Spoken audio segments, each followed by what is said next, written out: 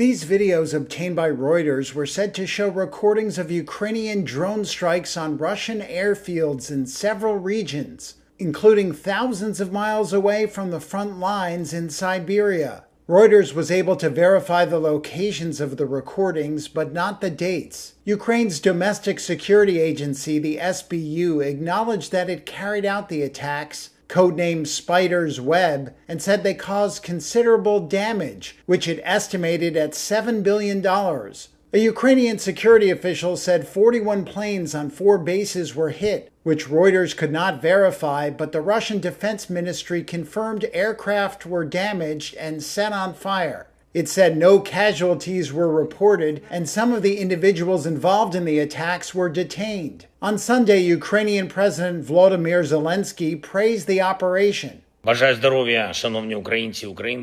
Greetings, dear Ukrainian men and women. I just heard the report by Chief of Security Service of Ukraine, Vasyl Malyuka. A brilliant operation was conducted on the enemy's territory, exclusively against military targets, against equipment that was used to deliver strikes at Ukraine. Very tangible losses by Russia, and absolutely just losses which they deserved. The Ukrainian security officials said explosive-laden drones were hidden inside the roofs of wooden sheds, as seen in these photos shared by the Ukrainian Security Service, which Reuters could not verify. The sheds were driven near the Russian bases, and the drones were then activated remotely. Ukraine's long-range strike drones or ballistic missiles don't have the range to reach targets this far away, which required the approach used here. Zelensky said the operation had taken more than a year and a half to prepare.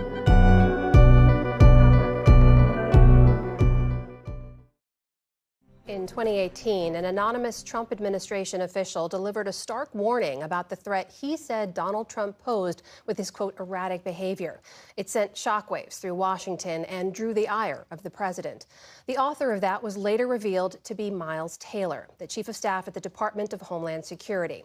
When President Trump re-entered the White House earlier this year, he said Taylor's actions could be treasonous and signed an executive order for DHS and other government agencies to launch an investigation. This week, Taylor and his legal team formally asked the inspectors general at the Departments of Justice and Homeland Security to investigate the order. Miles Taylor joins me now. Welcome to the NewsHour. Thanks for having me.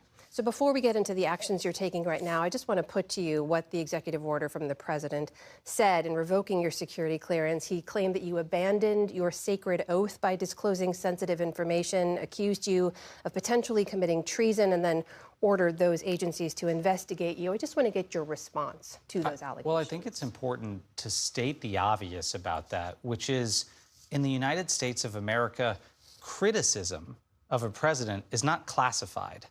Criticism's not classified. And I think what's so jarring about that order is I've come to think I know what the limits of Donald Trump are, but the language of that order to me was so Orwellian in its nature to even shock, I think, the conscience of other folks, that he would start to claim that personal criticism is a national security threat, and not just claim that in a press release or on Truth Social, but to launch a formal federal review to punish someone that had criticized him. That is concerning to me. You worked for this president in his first term, right? And you wrote in that anonymous 2018 op-ed that he was anti-democratic, he was adversarial, petty, and ineffective, and he was duly reelected in 2024. Polls now show the majority of Americans don't believe that democracy is under attack. So why do you believe that most Americans don't see what you say that you see? Well, I think until it affects you personally, it's really, really easy to justify looking the other way. And I'll give you a very personal example. There are very close friends and family members that have watched us go through what we've gone through over the past few years in trying to speak the truth about this president.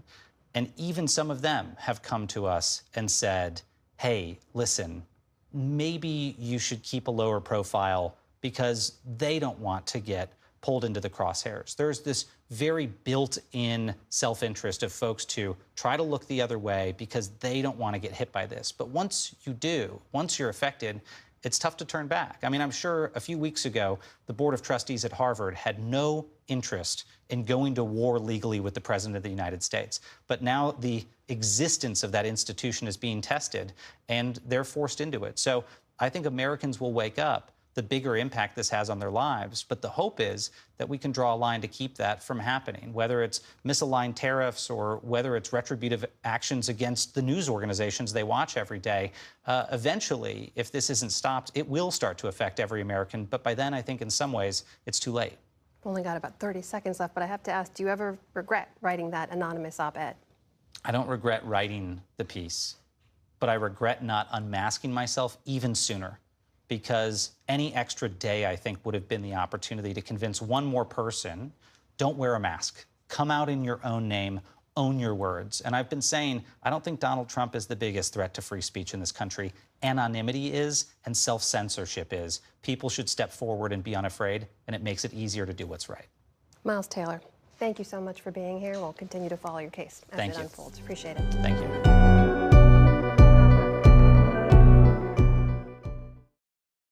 Now, Israeli forces have taken control of a ship carrying Greta Thunberg and 11 other pro-Palestinian activists. The Madeleine, which was carrying a small but symbolic amount of aid for Gaza, was boarded as it tried to break a naval blockade. It's now being towed to an Israeli port.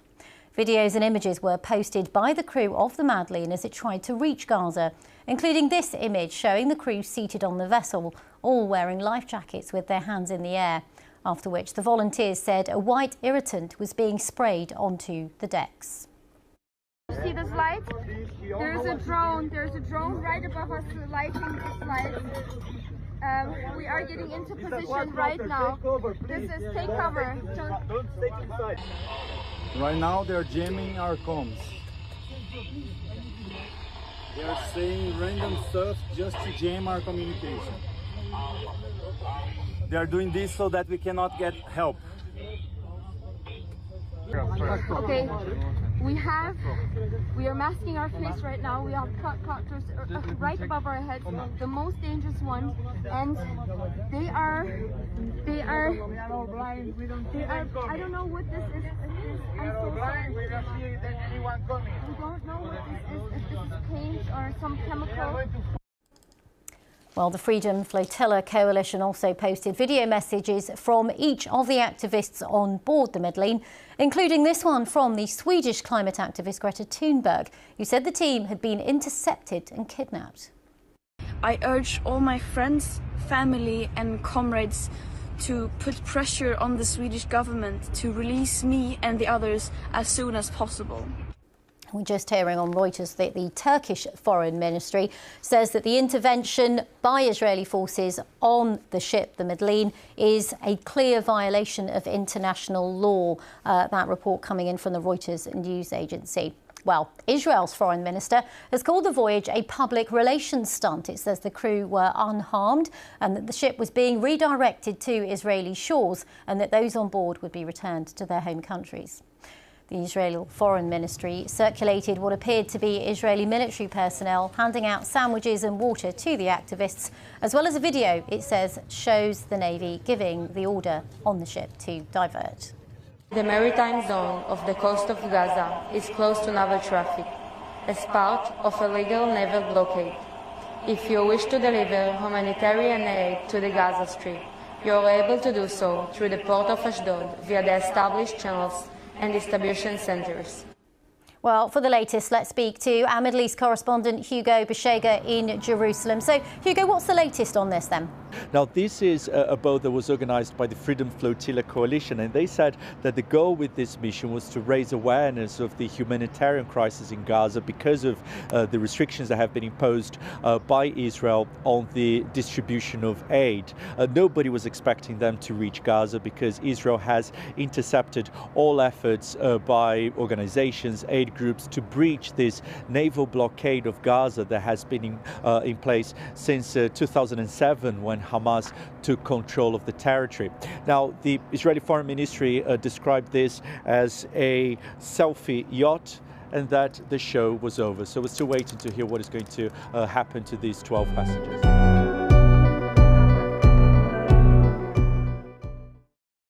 This is a critical place for everybody. It's something that we cannot lose. It was something that we cannot leave behind. We can't walk away from, because it's strictly our identity and our religion that makes us who we are. And we can't walk away from that. This morning, we continue our coverage on the fight for Oak Flat. San Carlos Apache tribal members are at the center of this fight to protect their sacred land from being mined. They say the company at the helm will destroy their way of life. The Trump administration just paved the way to fast-track the Resolution Copper project, among others, across the country for economic development. Yeah, and those against it say, hold on, this case is still going through the courts. So Colton is here with more on where things stand right now. Yeah, good morning, Tess and Scott. So we're talking about the mining town of Superior, which is about an hour east of here, right? And this case has really been going back and forth for several years now, but now the clock is ticking for both sides.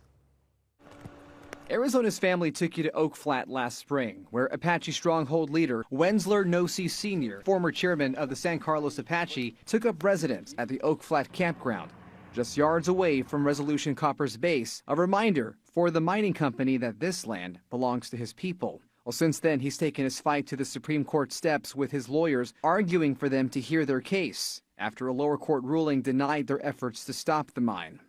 Is this an issue that keeps you up at night? Oh man, it lives with me every second. Apache Stronghold's argument centers on religious freedom. It's a place where Native Americans have worshipped for centuries, but the government now wants to give it to Resolution Copper and turn it into a giant copper mine that will swallow the site and make it impossible to ever again worship there. In mid-April, the Trump administration announced it would fast-track a number of mining projects, including Resolution Copper.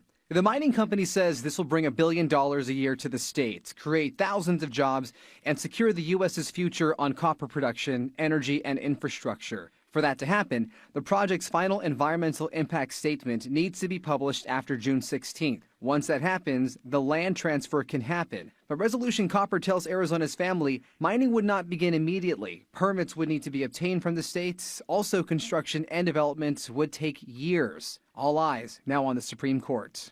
They're actively considering it. They've considered it at a number of different private conferences, which is where they decide whether or not to grant cases. And yet the government is now trying to short-circuit that process. And they've said they want to forge ahead with the transfer anyway, even though the Supreme Court has not yet finished its review. Resolution Copper sent us a statement that reads in part, the company has agreed to forego portions of the ore body, and major facilities have been completely relocated to avoid dozens of areas of cultural significance and hundreds of ancestral sites, as well as Apache Leap, one of the most significant Western Apache ancestral sites, has been placed in permanent protection. The Oak Flat campground will remain open and accessible for decades. In letters filed to the Supreme Court, Resolution Copper says this notice gives the court time to make a decision on whether they'll hear the case. And if they do, or even if it's still pending, they may reevaluate how to proceed. Nossi Sr. says he'll continue to fight however he can, no matter what the courts decide.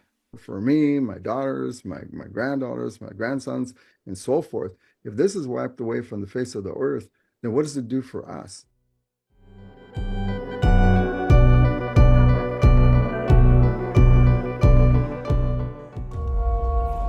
Seconds to on air.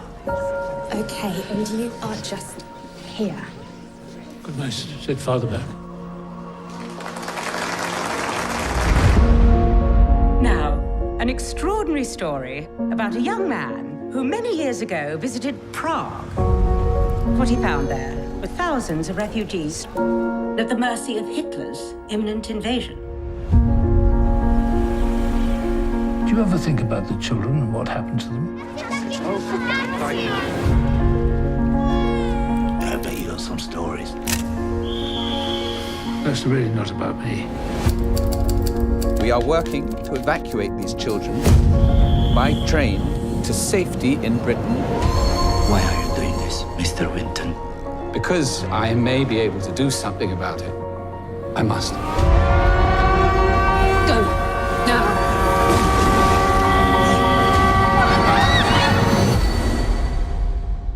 Nikki, you must know we cannot save them all.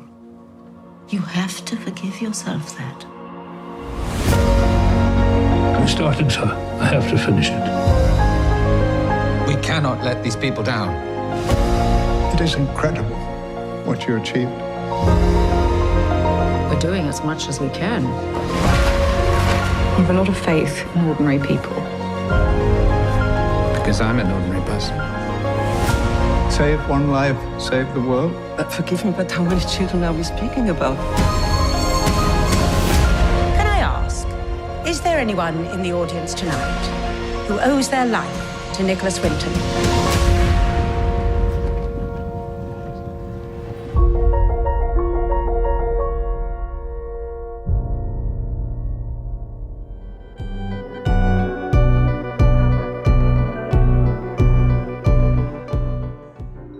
There are about 100 coyotes living in San Francisco in pretty much any green space you can imagine. They are native to the area, but they were eradicated in the early to mid 1900s, and they were not spotted again in the city until about 2002, and there's just a lot of tension in the city now about these animals. Nobody is sure exactly how they came back. The DNA that they have found in coyotes in San Francisco matches the coyotes to the north of San Francisco, not to the south. Those living in the south could have crossed over land and walked into the city, but to the north we have the big wide open bay, so it's possible they swam across the bay. But the scientists that I talked to think the most likely theory is that one crossed the Golden Gate Bridge and then howled and drew other coyotes to join him. Scientists say their numbers have been steady for several years, but there have been some clashes between humans and coyotes in recent years. The Presidio, where we are now, lots of people come here to walk their dogs. Several months ago, one of the coyotes got especially aggressive and snatched little dogs that were off leash. I interviewed one woman who was walking her dog at Crissy Field, just a little 8-pound kind of fluff ball, and a coyote approached her and snatched the dog in its teeth and ran away. The woman chased it and caught up to the coyote eating her dog. So the policy here in the city is not to eradicate a coyote if it kills dogs, but they do eradicate coyotes if they get too close to humans. That same coyote kind of lunged at a children's field trip here at Crissy Field, and so at that point, wildlife ecologists called in federal agents, and together they eradicated the coyote. San Francisco, of course, is a very liberal city full of environmentalists, but many San Franciscans actually want more coyotes to be killed. There's a lot of discussion on social media. Some people stand up for the coyotes, others say they should all be eradicated. Scientists say they're not going to change their policies. They will not kill more coyotes just because people want them to or because they kill small dogs that are off leash. They say that they're actually a big benefit to San Francisco. They keep the ecosystem in check. They kill and eat feral cats. They also keep the rat population in check. It's really a matter of learning to live with them. Many dog walkers now have started putting their little dogs in spiky vests. And really, scientists and wildlife specialists say to not leave food scraps out, so they associate humans with food, and to just be better stewards of the land.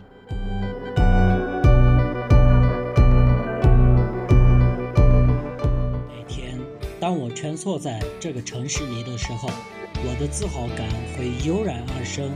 How happy the Uyghurs are, or that's what you'd think if you believed the propaganda videos that crop up on the official Twitter feed of the Chinese news agency Xinhua.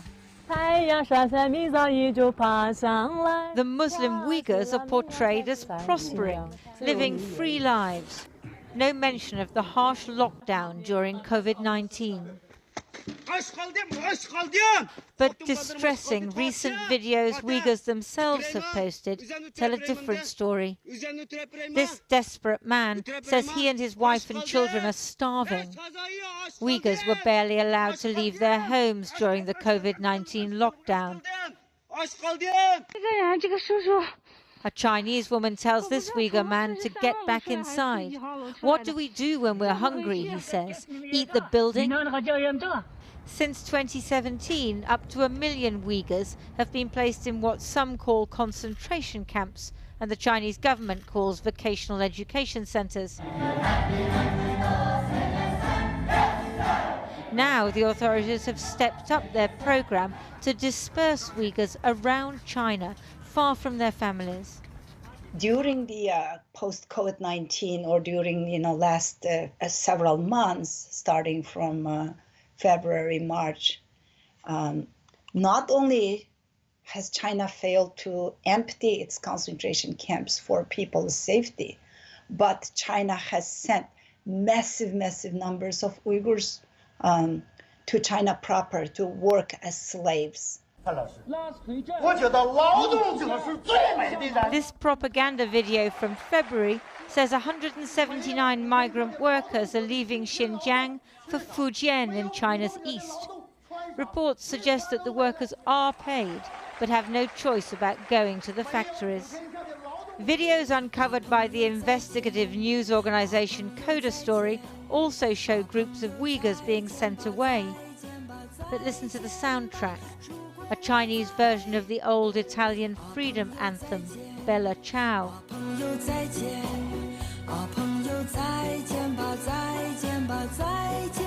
These videos are posted on social media by Uyghurs who are not happy to be bused to factories far from home.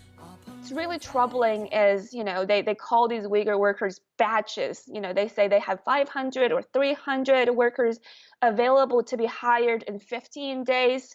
They can be delivered within a week or 2 weeks, and then they can withstand hardship. And they promise if you hire these workers, there will be no staff loss.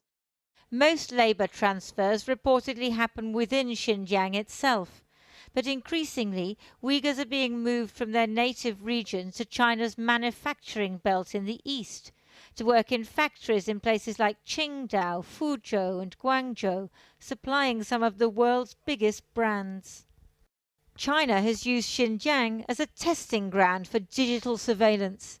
Today, the State Department announced sanctions on some employees of tech companies, including Huawei, for involvement in human rights abuse against Uyghurs. Huawei maintains that its operations in Xinjiang's security sector are only through third parties. The Chinese government is determined that the Uyghurs should assimilate, marry Han Chinese who've been encouraged to move to Xinjiang. They must learn to be obedient communists, to forget their religion and culture, and any thoughts of defying the Chinese state.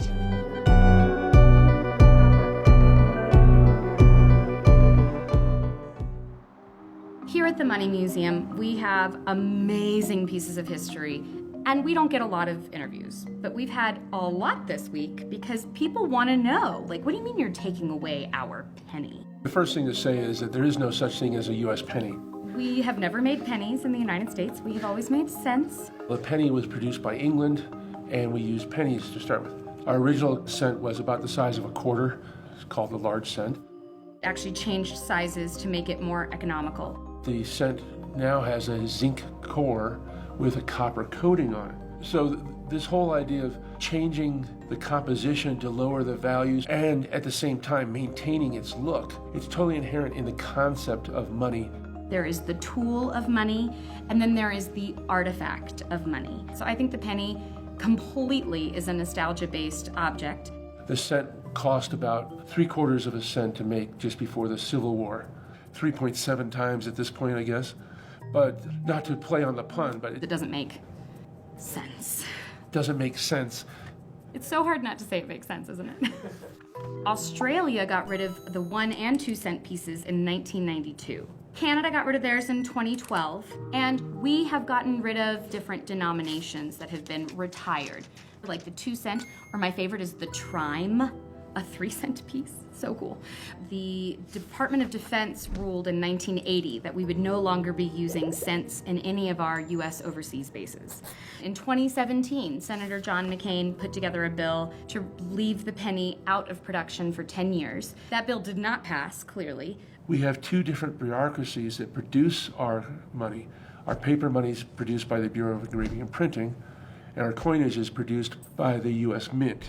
The people who produce zinc and all that, they can influence congressmen by lobbying them. If you make zinc for a living, and zinc is the majority of the penny, and we're making between 3 and 10 billion pennies a year, it makes sense that you'd want to keep the zinc moving. But I think the biggest thing is going to be nostalgia for the jokes, not worth a cent, the old sayings and things like that. What to me is exciting about money is the history behind it.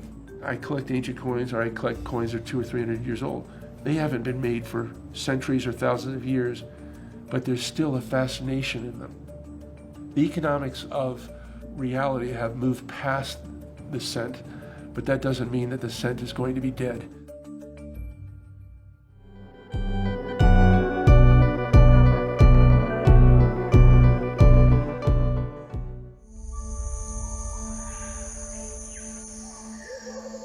Guardiões são protetores, somos verdadeiros protetores de água, floresta, animais.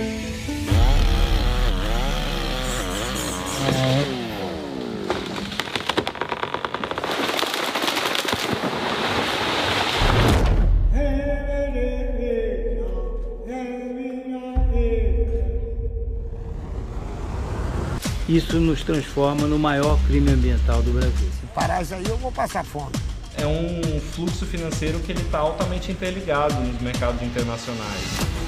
Protegemos a floresta, o mundo há milhares de anos. Vocês nunca tiveram direito a caçar e a pescar. Pelo menos 600 de nós já foram assassinados desde 2014. O coração chora. Qualquer coisa, pistoleiro, qualquer ou madeireira, me matam. Corrupção onde não existe. Onde não existe no mundo. Destruir a Amazônia é, em parte, destruir a nós mesmos. Morre se precisa for por este pedaço de floresta que existe. A roupa é certo para o mundo. Somos guardiões. Essa luta ela é minha, essa luta é sua, essa luta é nossa.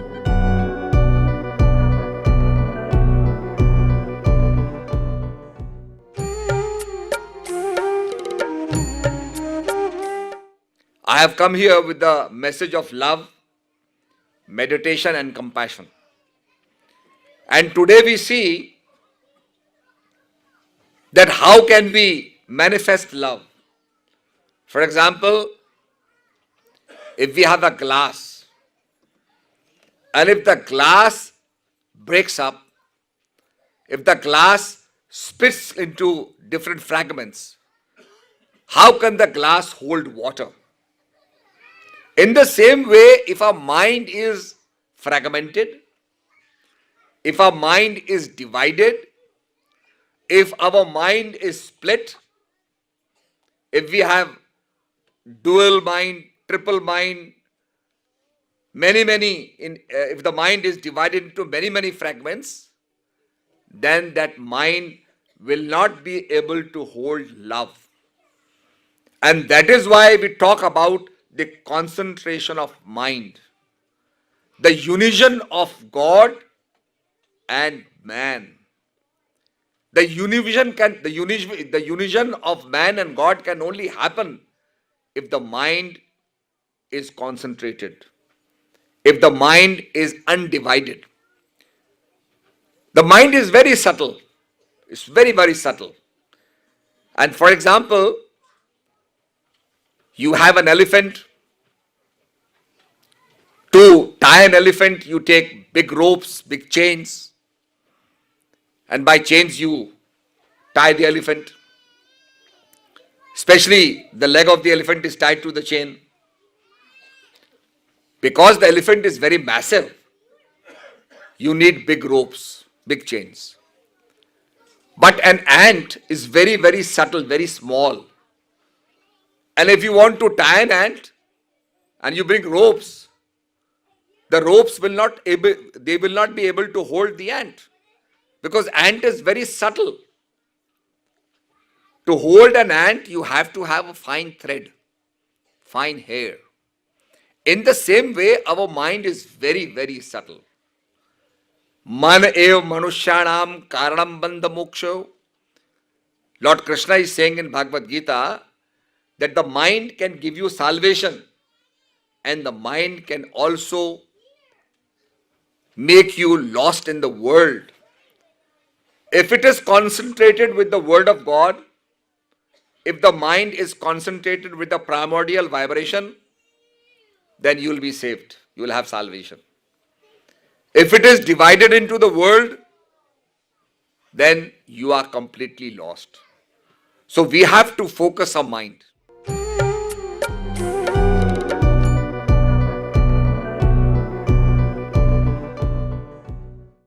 is Democracy Now!, democracynow.org, the War and Peace Report. We turn now to a new report in the New York Times that takes a deep dive into Project Esther, a policy blueprint from the far-right Heritage Foundation, best known for creating Project 2025.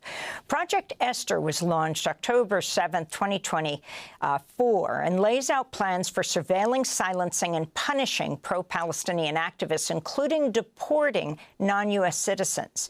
New York Times investigative reporter KDJM Baker spoke to the people behind Project Esther for her new piece. The group behind Project 2025 has a plan to crush the pro-Palestinian movement. What did you find? Thanks so much. Project Esther aims to rebrand all critics of Israel and pro-Palestinian protesters as providing material support for terrorism. So that means that anyone who's ever participated in a pro-Palestinian protest at a university, for example, is potentially providing material support and should be fired or deported or otherwise ostracized from what they call open society. Can you talk about the role of Christian Zionists? Yeah. There are some Christian Zionists who are interested in Israel because they think that it will help bring about Christian dominion worldwide or bring about biblical end times. But there are also a lot of Christians who just see shared Judeo-Christian values and support Israel for that reason. And I think most interestingly, Heritage incorporated a lot of arguments about anti-Semitism into their attacks on higher education more generally after October 7th, and they blame DEI, Black Lives Matter, those types of progressive movements for what they see as the rise of anti-Semitism on college campuses. You write in the piece, Project Esther's architects envisioned outcomes that at the time might have seemed far-fetched. Now, 4 months after Trump has taken office, Heritage Foundation leaders are taking an early victory lap. Yeah, so again, they won't say for sure. And if you recall last year, Project 2025 was so contentious. It became such a big talking point during the election campaign that Trump had to distance himself from it. So they're very careful to keep their distance from each other. But they do say that they meet regularly with officials from the administration. And Mr. Greenway said to me that it was no coincidence that we're seeing actions such as billions of dollars withheld to universities for federal funding. We're seeing calls to monitor the social media of immigrants for quote unquote anti-Semitic activity. We're seeing the attempts to deport people who have criticized Israel or argued for Palestinian rights. And so all of that is very clearly laid out in Project Esther. Well, I want to thank you for being with us. The response of Project Esther to your report? The Heritage Foundation people behind it? I haven't heard from them, but I think they're very explicit that this is what they're doing. They hadn't commented publicly before this, and I really had to bug them for a while to get them to comment. But this is all laid out online, and it has been for months. Well, I want to thank you for being with us. We'll certainly link to your report in the New York Times. The report headlined, "The group behind Project 2025 has a plan to crush the pro-Palestinian movement." I want to thank KDJM Baker, author of that article.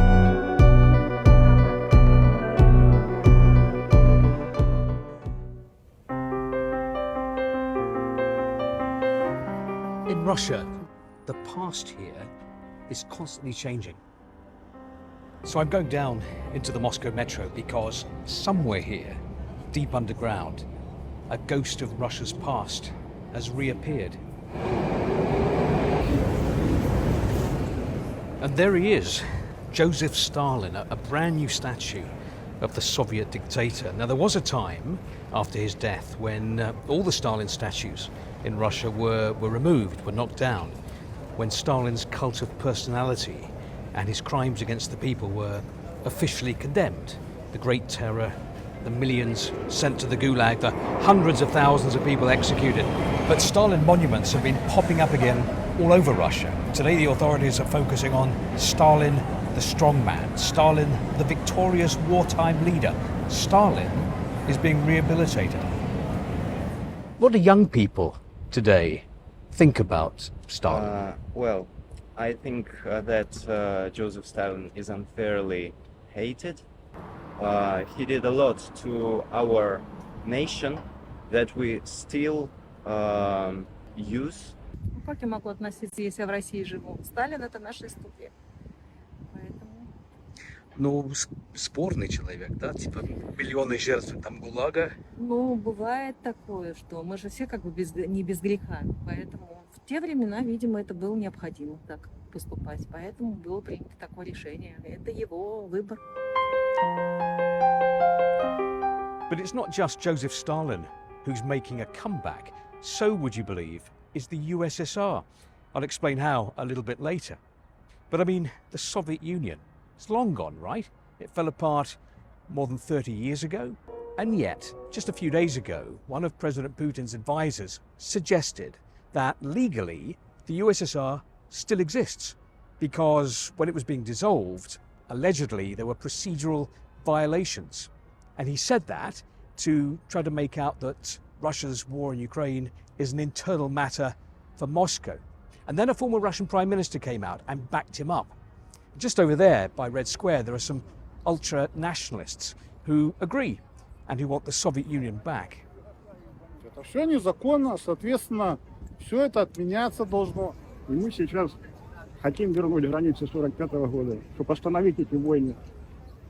Если завтра появится или скажут, что СССР вернулся, вот как вы к этому отнесетесь? Я не думаю, что это реально в нынешней ситуации политической, потому что каждая страна, которая была когда-то республикой, да, входящей в СССР, в данный момент тоже достаточно автономны, самостоятельны, и захотят ли они опять создать этот союз, но мне кажется, нет. I'm not saying we're definitely going to wake up one morning to find that the USSR is back, but it's interesting that the idea is being planted. And it's interesting too how the past is being reinterpreted, remoulded here under the influence of current events, the war in Ukraine, confrontation with the West, the push for patriotism. Now, Moscow accuses the West all the time of rewriting history. What's happening here does feel like an attempt by the Russian authorities to reshape the past, to try to justify the present.